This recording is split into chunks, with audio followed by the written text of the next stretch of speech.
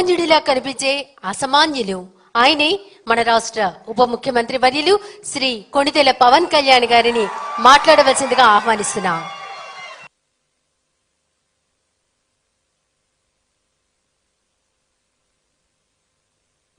గౌరవ ముఖ్యమంత్రి గారికి శ్రీ నారా చంద్రబాబు నాయుడు గారికి నా హృదయపూర్వక నమస్కారాలు. వేదిక పైన ఉన్న సాటి గౌరవ మంత్రివర్గ సభ్యులందరికీ, వేదిక పైన ఉన్న ఎంపీ గారికి, ఎమ్మెల్యే గారికి, నాయకులందరికీ నా హృదయపూర్వక నమస్కారాలు. ఇక్కడికి విచ్చేసిన విశిష్ట అతిథులందరికీ, ప్రతి ఒక్కరికి నా హృదయపూర్వక నమస్కారాలు. అమ్మ అంటే ఇది వర్ధంతి కదా, అరిస్తే బాగుండదని.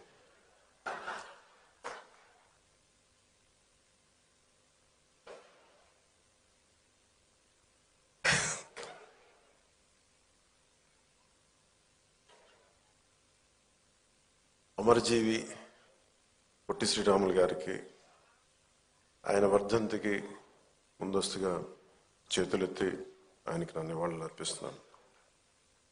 మనం ఎందుకు వర్ధంతులు కానీ జయంతులు కానీ మహానాయకులు ఎందుకు మనం చేసుకోవాలి అంటే, మనిషి మర్చిపోవడం సహజం, మరుపు చాలా సహజం.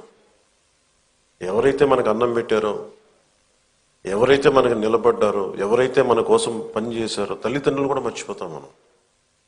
హ్యూమన్ మెమరీ అంత, హ్యూమన్ సైకాలజీ అలాంటిది. కంటిన్యూటీ ఆఫ్ మెమరీ చాలా అవసరం. మన తాతలు ముత్తాతలకు కూడా మనం ఎందుకు పితృదేవతలు అని చెప్పి మనం పిండం పెడతామంటే, ఎవరి వల్ల అయితే మనం వచ్చాం వాళ్ళు మర్చిపోకూడదని చెప్పి. అలాంటిది ఇన్ని కోట్లాది మందికి ఈ రోజున నాలాంటి వాడు కూడా రాష్ట్రానికి ఈ స్థాయిలో మీరందరూ పెట్టగలిగారంటే దానికి ఉనికినిచ్చిన వాడు.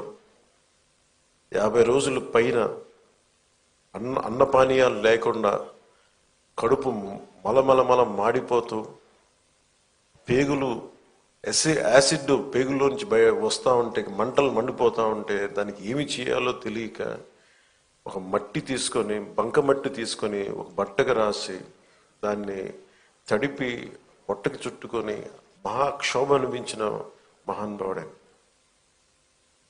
భార్య చనిపోయింది, కొడుకు చనిపోయాడు, కేవలం సమాజం కోసం, దేశం కోసం బతికిన మహానుభావుడే.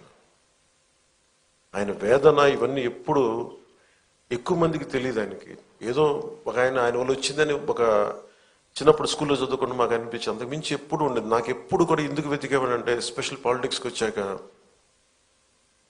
అది కూడా ఆయన గొప్పతనం ఎప్పుడు మాకు మరింతగా అర్థమైంది అంటే, రాష్ట్ర విభజన